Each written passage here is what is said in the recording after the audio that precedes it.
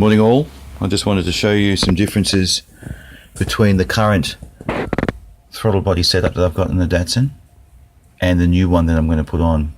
And the reason why I'm changing it, there's a couple of key features here. One of them is, and probably the most significant out of all of this, is if you look carefully down inside the throttle bores, you can see where the injectors, the two cutouts for the injectors, sit above the throttle blades. Now, when the throttle is wide open, the fuel in its atomized form drops straight into the inlet manifold. However, at part throttle, it gets closed off, and at idle, it's almost completely cut off. So all of that beautifully atomized fuel now recongeals, if you want to use a word like that, back into droplets, and has to try and manage its way past those virtually closed throttle bodies, or throttle plates. So you can see that at part throttle, there's a problem. It just doesn't work very smoothly. It does once the throttle begins to open, and I do get good wide open power with this setup, but at low speeds, it's not very good. The other interesting thing and significant thing with this throttle body is that it is synchronous. All four throttles open at the same time. That'll be great for a 450 or 500 cubic inch motor, but 170 cubic inches, it's a little bit excessive. Not that it's that difficult to drive, but it can be a bit twitchy, and combined with the position of the injectors, it's not optimal. So the other thing too is, I'll just change position a little bit here.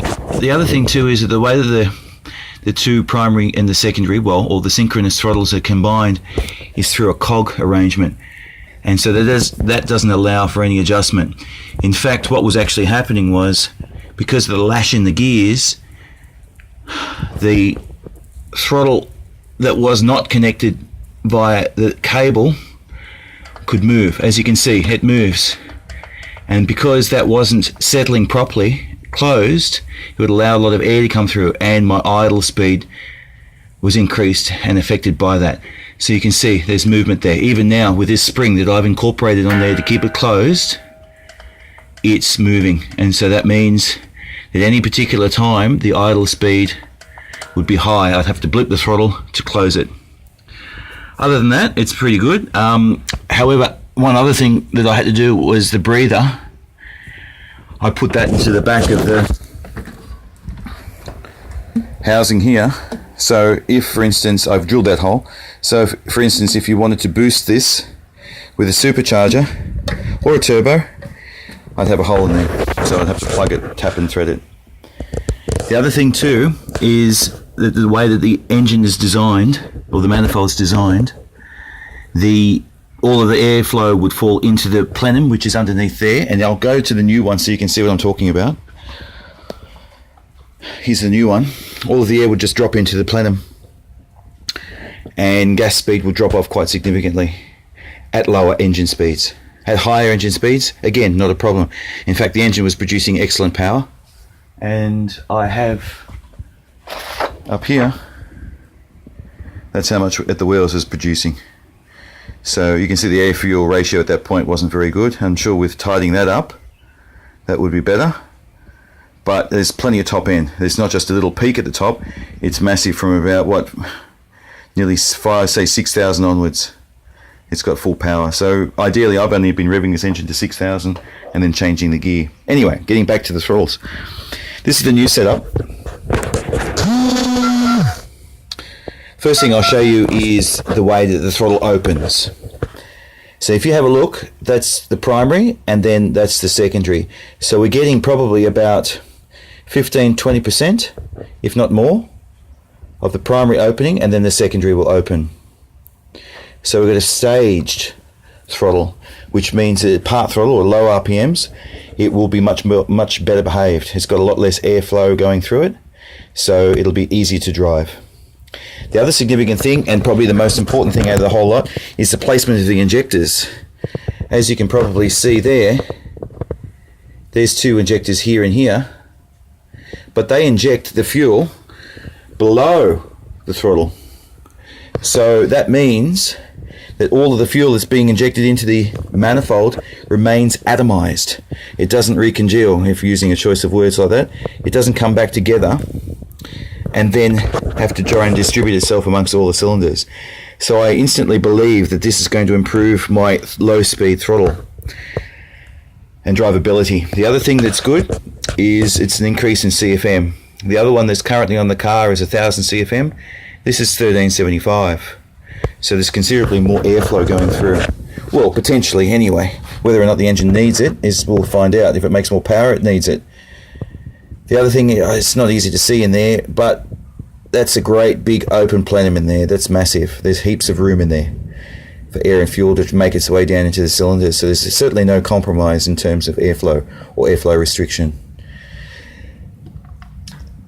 The throttle is positively closed at idle, so I can't move that at all. That's locked in position. It only starts to open once the throttle linkage allows me to open it as such. Alright. The advantage here too is that it uses GM stepper motor and it uses a GM idle speed sensor. No, not idle speed, throttle position sensor. So those wires are easily available from the wreckers. 4 injectors again, 2 at the front, 2 at the back. The other good thing about this now is I've divided the plenum. Now what does that mean? I've added some spaces inside the throttle area. So whilst this opens, and you can't easily see it, the whole plenum is divided in half. I've got 2 throttles feeding 3 cylinders. I've got other 2 throttles feeding the other 3 cylinders. So what I've done is I've built aluminium plates, and you can see the spacer plate probably between the 2 black throttle body and the spacer. And a friend of mine, Chris Jackson, he built that for me. So essentially what I've created is a dual plane intake or an induction, and that will boost mid-range torque. One of the things I find about my car is it's got plenty of power, but if I let the RPMs drop below 4,000, it takes a while to pick up, especially with the big throttle. The other thing that will assist it is this. This is an extreme velocity hat. It's divided. If anyone knows anything about the Offenhausen manifolds and how they divided their plenums, these guys have tried to do the same thing. And what they've done is divided it. So the primary and the secondary get fed different air speeds. And that happens basically because this sits on top, like so. And the air, when I'm on primaries, will only go through the bottom. So it's a much less cavernous or much less volume, and that means airspeed is increased. So the whole idea is airspeed is increased from here into here. As this opens, airspeed is still good and nice and fast. It goes in there, it's split in one side and the other. 2 injectors feed 3 cylinders, 2 injectors feed 3 cylinders. So the idea is that low speed and mid-range torque is once again increased. How it goes at the top end, hey Jaeger, how it goes at the top end, I won't know until we put it on a dyno. But this is basically the whole idea of, yes, hello doggy. This is, excuse me please. This is the whole idea of doing this upgrade, is to see how we get on. So thank you very much for listening to the garbage that I've just spat out. But I thought some of you might be interested in what the hell I'm doing. And I hope you enjoyed my short video. Cheers guys, all the best.